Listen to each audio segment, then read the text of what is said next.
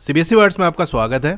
इस वीडियो में हम क्लास 8 साइंस का 4th चैप्टर, इसका नाम है कंबशन एंड फ्लेम, ये डिस्कस करेंगे। इससे पहले की चैप्टर्स की वीडियो अपलोड हो चुकी है। अगर आपने नहीं देखा तो डिस्क्रिप्शन में आपको लिंक मिल जाएगा, वहां से देख सकते हो। We use different kinds of fuel for various purposes at home, in industry and for running automobiles. तो हम अलग अलग तरीके के फ्यूल का यूज करते हैं। फ्यूल जिसको हिंदी में ईंधन कहते हैं, इसकी प्रॉपर डिफिनीशन अभी आगे हम देखेंगे।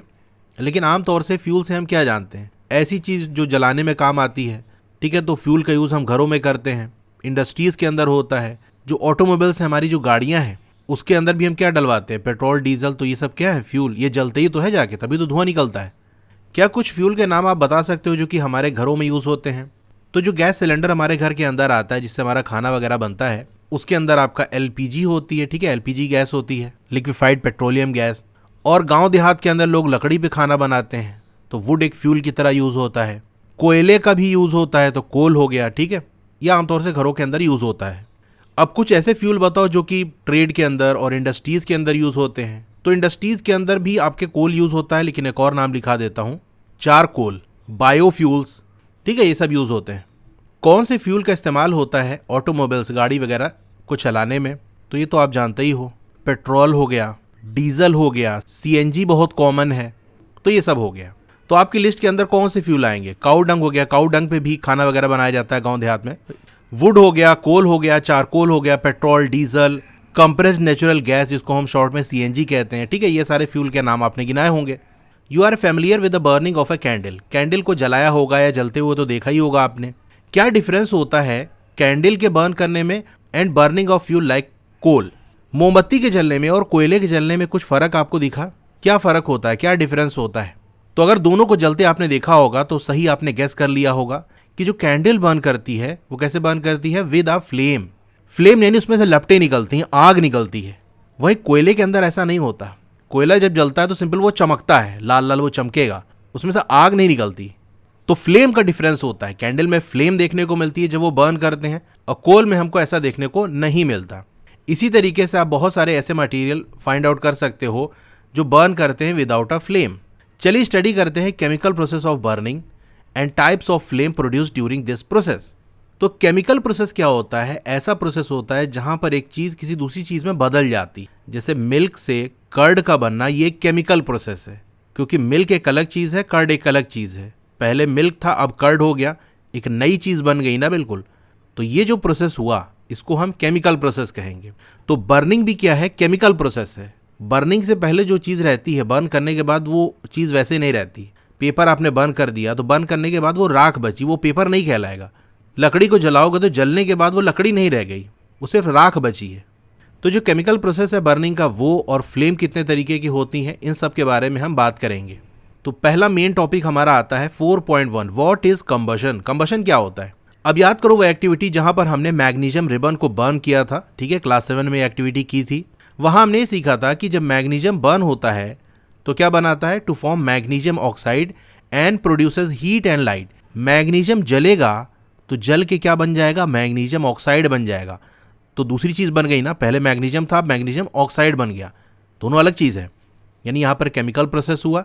कैसे बना? ये बर्निंग की वजह से बना। बर्निंग के टाइम हीट भी निकलती है, लाइट भी निकलती है। अगर आप भूल गए हो तो ये इमेज आप देख सकते हो। यहाँ मैग्नीशियम को बर्न किया जा रहा है, तो व्हाइट कलर की फ्लेम आपको बड़ी चमकदार देखने को मिलेगी, ठीक है। ये व्हाइट कलर की फ्लेम है, आग है जो निकल रही है। इसी तरीके की एक्टिविटी हम परफॉर्म कर सकते हैं पीस ऑफ चारकोल से। तो चारकोल के पीस को होल्ड कर लो with a pair of tongs, और उसको कैंडल की फ्लेम के करीब ले आओ, या फिर बंसन बर्नर के करीब ले आओ जो कि जल रहा हो। क्या ऑब्जर्व होगा आपको? तो आपको ही पता चलेगा कि चारकोल बर्न कर जाता है एयर में, यानी हमारे आसपास एयर प्रेजेंट है।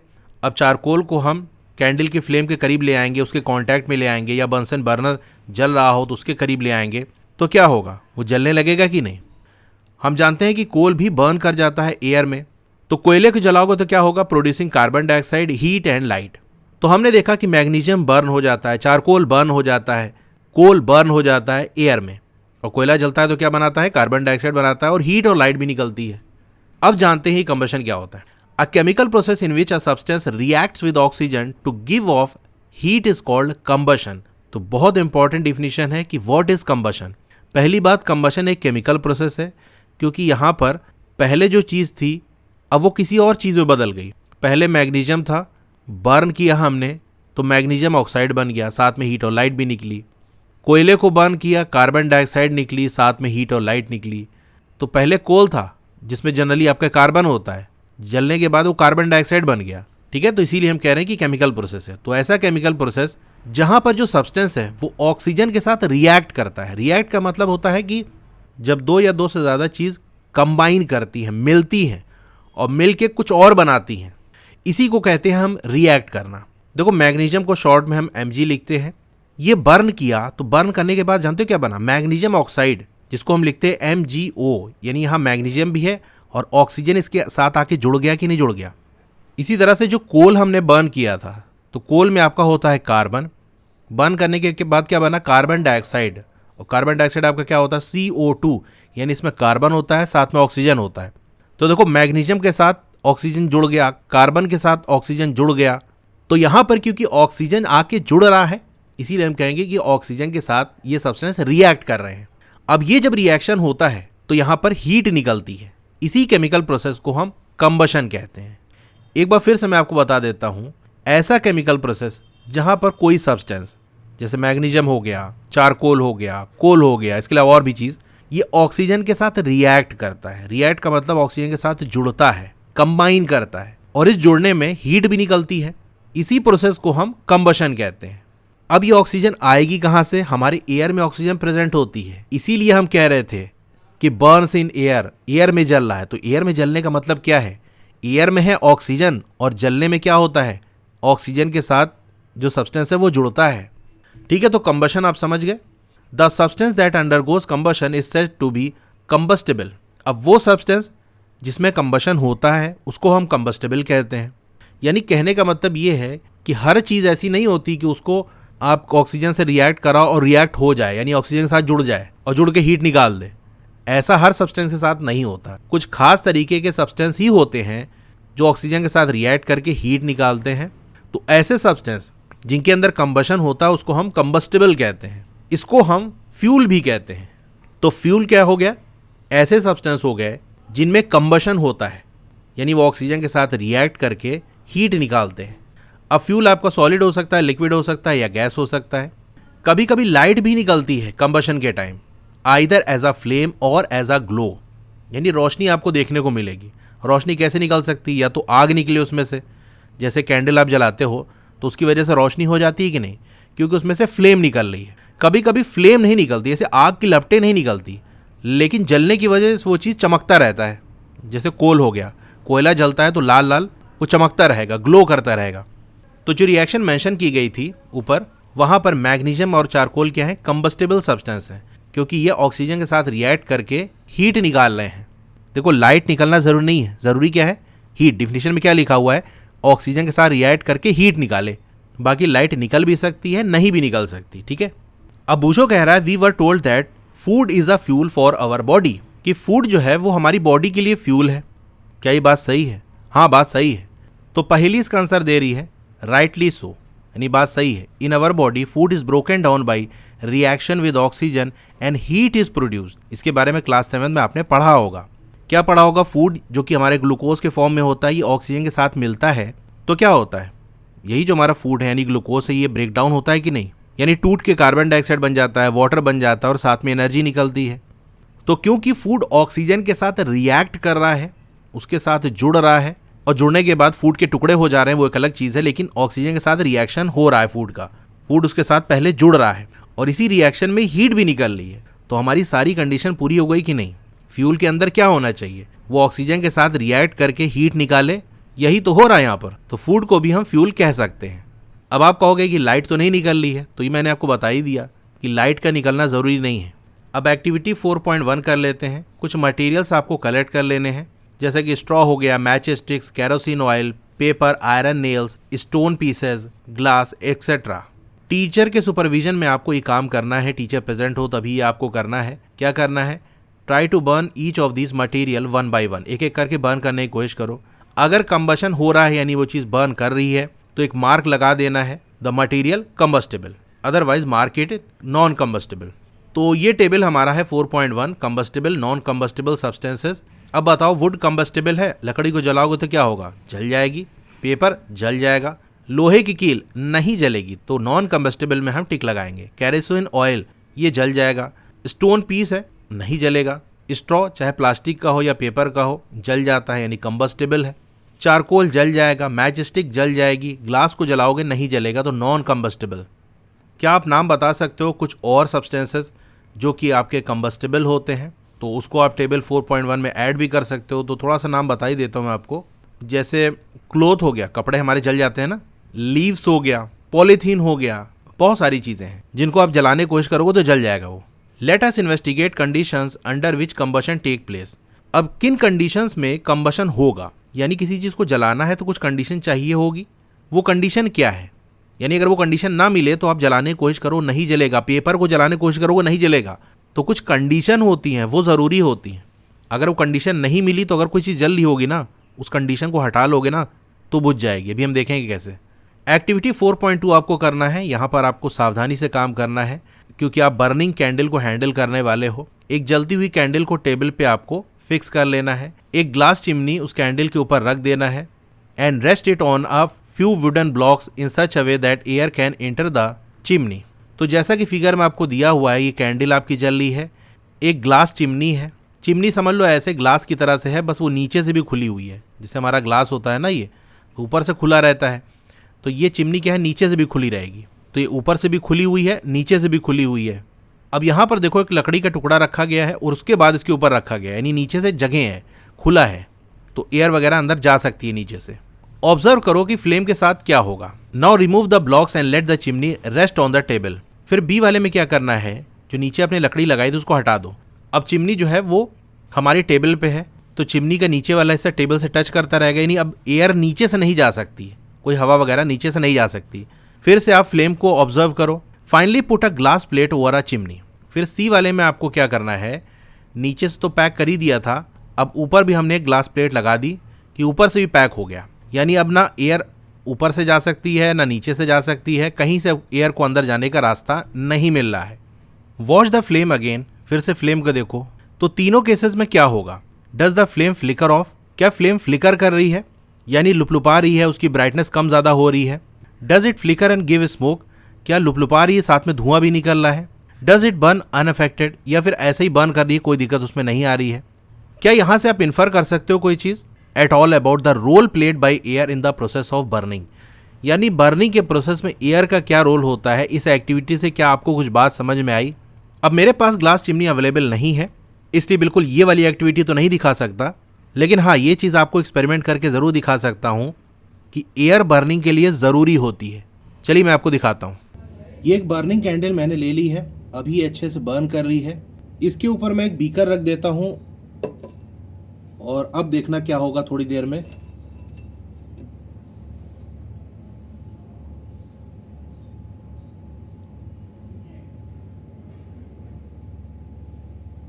ये देखा आपने, कैंडल बुझ चुकी है। ऐसा इसलिए हुआ क्योंकि इस बीकर ने पूरे एरिया को पैक कर दिया, बाहर से एयर इसके अंदर जा नहीं पा रही थी, एयर नहीं मिली, इसीलिए कैंडल बुझ गई। तो यहाँ से बात समझ में आई कि बर्निंग के लिए एयर का होना ज़रूरी है। ठीक है, तो यहाँ से एक आइडिया आपको लग गया होगा। अब इस एक्टिविटी में क्या रिजल्ट है उसको हम देख लेते हैं। We find that for combustion air is necessary. तो ये एक्सपेरिमेंट करके मैंने आपको दिखाई दिया था, मेन चीज़ आपको यही जाननी थी। ऊपर की एक्टिविटी में क्या क्या रिजल्ट्स हैं उसको हम देख लेते हैं। The candle burns freely in case A. Case A के अंदर एकदम मस्त कैंडल बर्न करेगी, कोई दिक्कत की बात नहीं है। ऊपर से एयर आ सकती है, नीचे से आ सकती है, एयर अच्छे से सप्लाई हो रही है। When air can enter the chimney from below, नीचे से एयर जा सकती है, ऊपर से भी आ सकती है, कोई दिक्कत नहीं है। केस बी में क्या हो रहा है, when air does not enter the chimney from the below, नीचे से एयर नहीं जा पा रही है, the flame flickers and produces smoke. तो बी वाले केस में क्या होगा, जब नीचे हमने जगह नहीं दी है एयर को जाने की, सिर्फ ऊपर से एयर आ सकती है, तो प्रॉपर एयर की सप्लाई नहीं हो पाएगी, जितनी ज़रूरत है नहीं मिल पाएगा। तो जो फ्लेम है वो फ्लिकर करेगी, जैसे गाड़ी में तेल खत्म होने वाला होता है तो झटका देती है ना, बस उसी तरीके से समझ लो झटका मिल रहा है। तो कैंडल फ्लिकर करेगी और साथ में धुआं भी निकलेगा।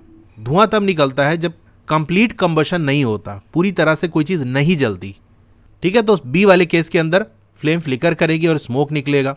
सी वाले के अंदर the flame finally goes off because the air is not available.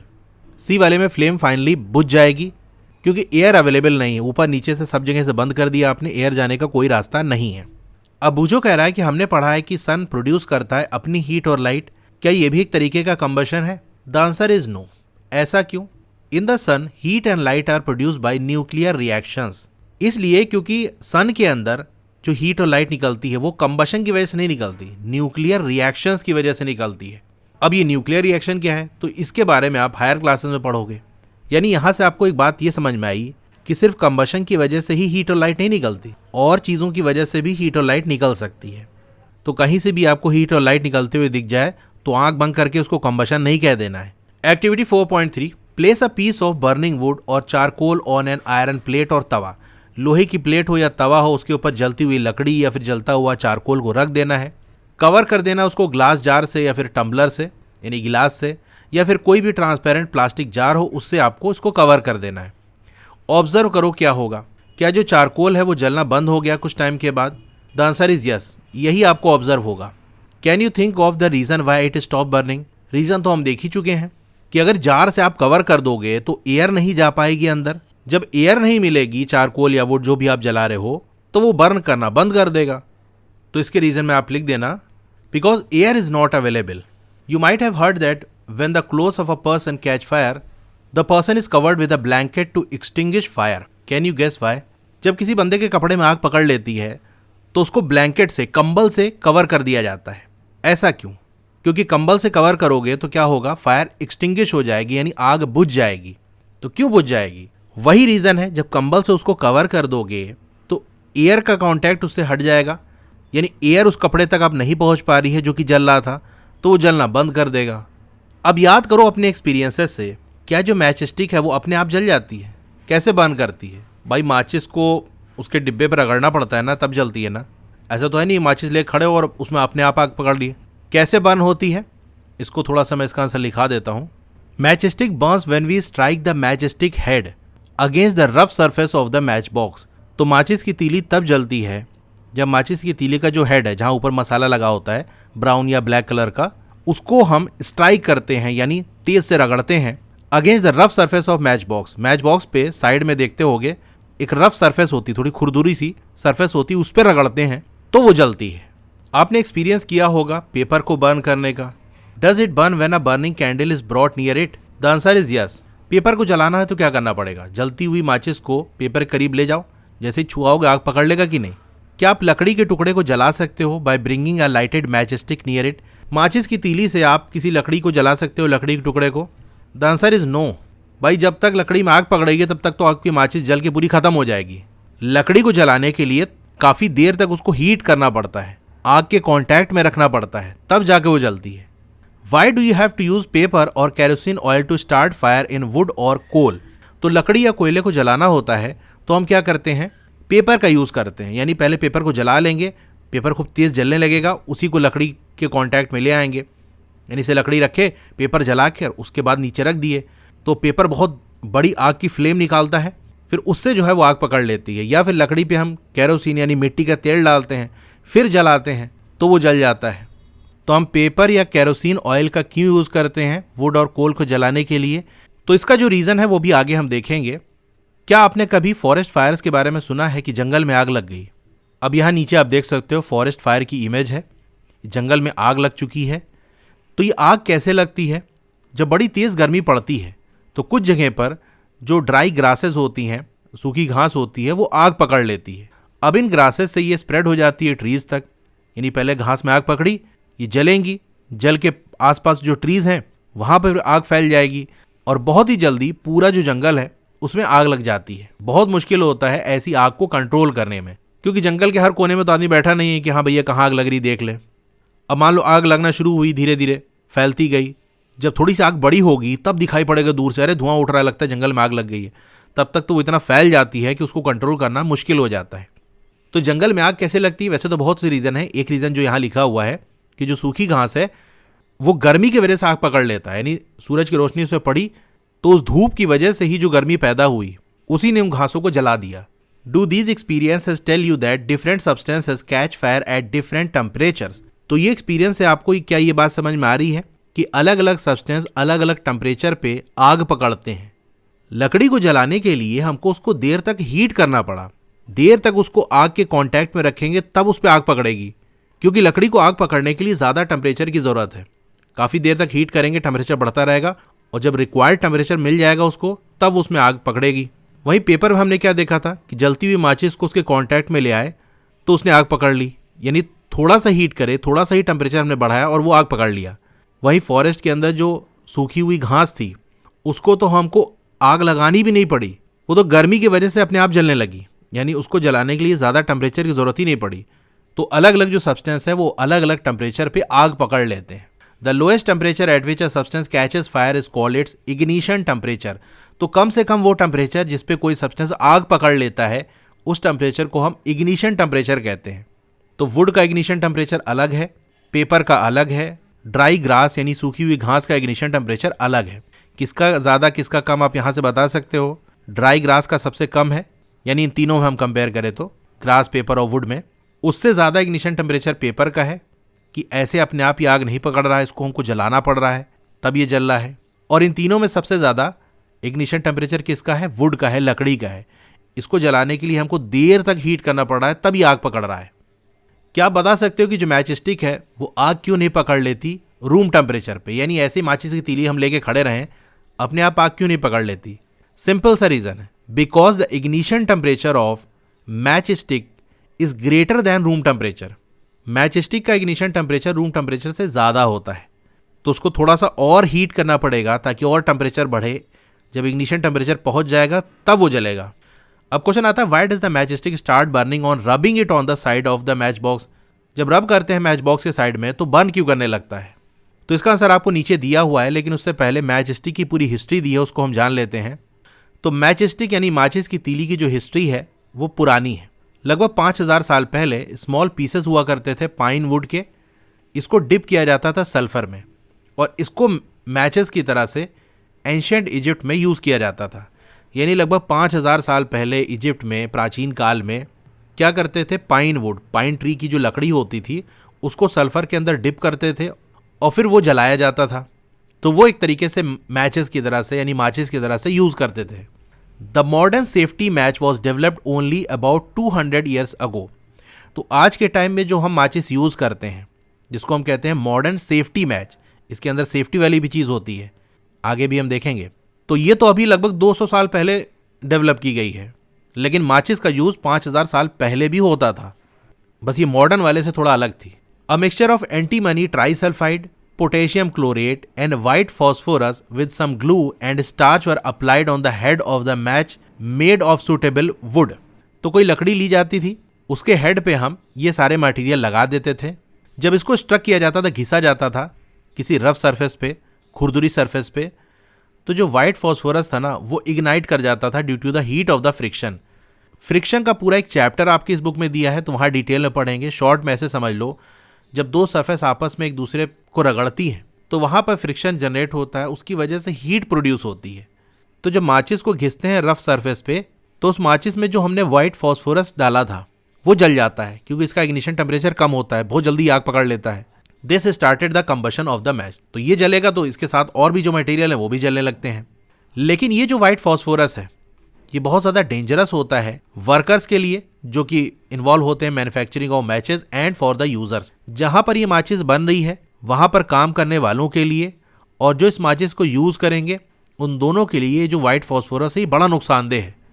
तो क्या किया जाए, तो फिर इसके अंदर कुछ सेफ्टी फीचर भी डाले गए। आज के टाइम में the head of the safety match contains only antimony trisulphide and potassium chlorate. अब जो माचिस आपको मार्केट में मिलेगी उसमें माचिस की तीली के हेड पे सिर्फ हम एंटीमनी ट्राइसल्फाइड और पोटेशियम क्लोरेट लगाते हैं। जो रबिंग सरफेस है, जो माचिस के डिब्बे पे साइड में जो खुरदुरी सरफेस होती है वहाँ क्या लगा होता है, हैज़ पाउडर्ड ग्लास। ग्लास यानी कांच को एकदम पाउडर बनाकर वो लगाया जाता है। And a little red phosphorus, और रेड फॉस्फोरस उसके अंदर डाला जाता है, इसीलिए आप देखते हो उसका लाल लाल कलर होता है। अब रेड फॉस्फोरस डेंजरस तो है लेकिन वाइट फॉस्फोरस के कंपैरिजन में कम डेंजरस है। When the match is struck against the rubbing surface, जब माचिस की तीली को हम स्ट्रक करते हैं, घिसते हैं रबिंग सरफेस पे, तो होता यह है कि कुछ जो रेड फॉस्फोरस है वो कन्वर्ट हो जाता है वाइट फॉस्फोरस में। This immediately reacts with potassium chlorate in the matchstick head to produce enough heat to ignite antimony trisulfide and start the combustion.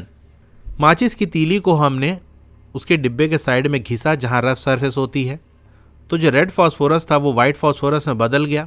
ये वाइट फास्फोरस तुरंत रिएक्ट कर जाता है पोटेशियम क्लोरेट के साथ जो कि मैच स्टिक के हेड पे लगी होती है। इस रिएक्शन की वजह से हीट प्रोड्यूस होती है।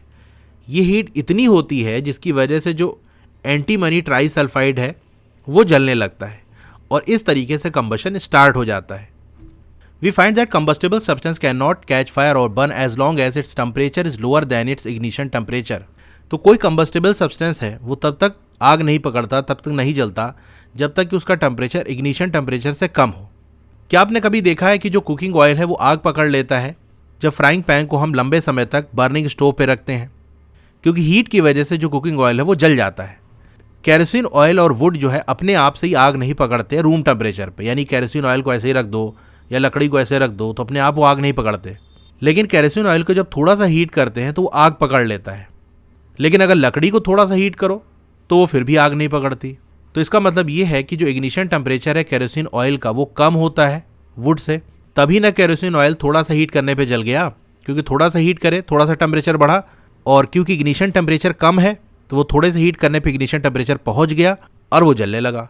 वहीं लकड़ी को देर तक हीट करना पड़ा क्योंकि ज़्यादा टेम्परेचर हमको बढ़ाना था, इग्निशन टेम्परेचर उसका ज़्यादा है, तब जाके वो जला। तो इग्निशन टेम्परेचर केरोसिन ऑयल का कम होता है वुड से, इसीलिए वो लकड़ी के कंपैरिजन में जल्दी आग पकड़ लेता है। Does it mean that we need to take special care in storing kerosene oil? तो क्या इसका मतलब ये है कि अगर केरोसिन ऑयल को हमको स्टोर करना है तो बड़ी सावधानी हमको रखनी पड़ेगी क्योंकि ये जल्दी आग पकड़ लेता है? हाँ बिल्कुल। The following activity shows that it is essential for a substance to reach ignition temperature to burn.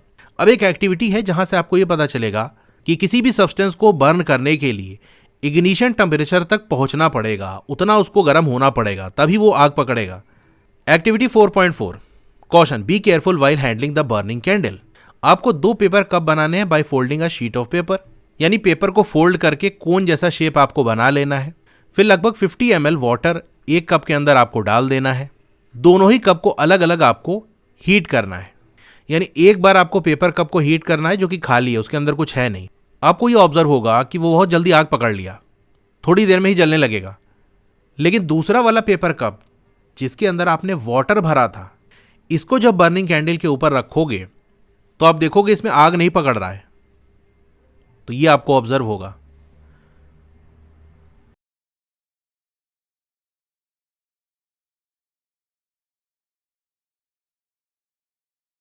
What happens to the empty paper cup? खाली पेपर कप के साथ क्या हुआ? उसने आग पकड़ ली तुरंत। What happens to the paper cup with water? जिसमें वाटर डाला तो उसके साथ ये हुआ कि वो जला नहीं। Does the water in this cup become hot? क्या इस कप के अंदर जो पानी है वो गर्म हो गया? तो थोड़ी देर में गर्म हो जाएगा। अगर हम इसको कंटिन्यू रखें हीट करना इस कप को, तो हम वाटर को बॉयल भी कर सकते हैं पेपर कप के अंदर, उबाल सकते हैं। क्या आप सोच सकते हो इसका एक्सप्लेनेशन कि यहाँ पर जो हुआ वो क्या हुआ, कैसे हुआ? तो इसका रीजन चलिए देखते हैं। The heat supplied to the paper cup is transfer to the water by conduction. वो पेपर कप जिसके अंदर हमने पानी भरा था, उसको बर्निंग कैंडल के ऊपर जो हमने रखा, तो कैंडल से जो हीट निकल रही थी वो पेपर के थ्रू होते हुए वाटर में ट्रांसफर हो गई थ्रू कंडक्शन, यानी हीट कंडक्ट हो गई। So in the presence of water the ignition temperature of the paper is not reached. Paper कब जलेगा? जब पेपर इग्निशन टेम्परेचर को पहुंच जाएगा, यानी उतना गर्म हो जाएगा। लेकिन पानी भरे होने की वजह से वो उतना गर्म हो ही नहीं पा रहा है, क्योंकि कैंडल की जो हीट है वो पेपर के थ्रू होते हुए वाटर में चली जा रही है, तो पेपर ज़्यादा गर्म हो नहीं पा रहा है। तो पानी गर्म होता जाएगा और पानी बॉयल भी करने लगेगा, लेकिन पेपर का टेम्परेचर नहीं बढ़ रहा है। Hence it does not burn. अब पेपर उतना हीट नहीं हुआ, इग्निशन टेम्परेचर तक नहीं पहुंचा, तो वो बर्न भी नहीं करेगा, क्योंकि हम पढ़ चुके हैं कि बर्निंग के लिए इग्निशन टेम्परेचर तक उसको पहुंचना ज़रूरी है। The substances which have very low ignition temperature and can easily catch fire with a flame are called inflammable substances. तो ऐसे सब्सटेंस जिनका इग्निशन टेम्परेचर काफ़ी कम होता है और वो आसानी से आग पकड़ लेते हैं अगर उनको फ्लेम के कांटेक्ट में लाया जाए, तो ऐसे सब्सटेंसेस को हम इन्फ्लेमेबल सब्सटेंस कहते हैं। Example of inflammable substances are, petrol हो गया, थोड़ा सा आग छुआओगे तुरंत आग पकड़ लेगा। अल्कोहल हो गया, लिक्विफाइड पेट्रोलियम गैस जिसको शॉर्ट में LPG कहते हैं, घरों में जो हमारा सिलेंडर होता है, आप देखो कितना तेज आग पकड़ता है। जैसे ही आपने गैस को ऑन किया और लाइटर से तुरंत जलाओगे तो लाइटर में थोड़ी सी चिंगारी निकलती है, उस चिंगारी से तुरंत वो जल जाता है। क्या आप कुछ और इन्फ्लेमेबल सब्सटेंस को लिस्ट कर सकते हो? तो वैसे तो बहुत सारे हैं, कुछ मैं आपको लिखा देता हूँ। पेट्रोल हो गया, आप डीजल लिख सकते हो, केरोसिन ऑयल, जिंक पाउडर हो गया, वाइट फॉस्फोरस हो गया, ठीक है, और भी। तो ये टॉपिक हमारा कंप्लीट हो गया। इस वीडियो को हम यहीं पर एंड करते हैं। क्लास 8 की और वीडियो देखना चाहते हो तो इस तरह से आपकी वीडियो चली होगी। पहले वीडियो को लाइक कर लो, चैनल को सब्सक्राइब कर लो, मोर पे क्लिक कर देना है, फिर से मोर पे क्लिक कर देना है, तो आपका डिस्क्रिप्शन ओपन हो जाएगा। यहाँ पर आपको मेरे व्हाट्सएप चैनल का लिंक मिल जाएगा, उसको ज्वाइन कर लोगे तो आपको लेटेस्ट अपडेट मिलती रहेगी। डोंट वरी, आपका नाम और फोन नंबर किसी को भी विजिबल नहीं होगा। फिर क्लास 8 की बेस्ट बुक का लिंक मैंने दे दिया है, इस लिंक पे क्लिक करके यहाँ से परचेज कर सकते हो। अब अगर आपको स्टडी मटेरियल चाहिए, जैसे नोट्स हो गया, एक्सरसाइज के सॉल्यूशन हो गया, तो मेरी वेबसाइट विजिट कर सकते हो। और नीचे आओगे तो क्लास 8 मैथ्स की चैप्टर वाइज प्लेलिस्ट मिल जाएगी। जिस चैप्टर की वीडियो देखनी है उसके साथ में जो लिंक है उस पर आप क्लिक करोगे तो उस चैप्टर की प्लेलिस्ट ओपन हो जाएगी। और नीचे आओगे तो और भी जो सब्जेक्ट्स हैं उनकी प्लेलिस्ट का लिंक मिल जाएगा। Okay, thank you.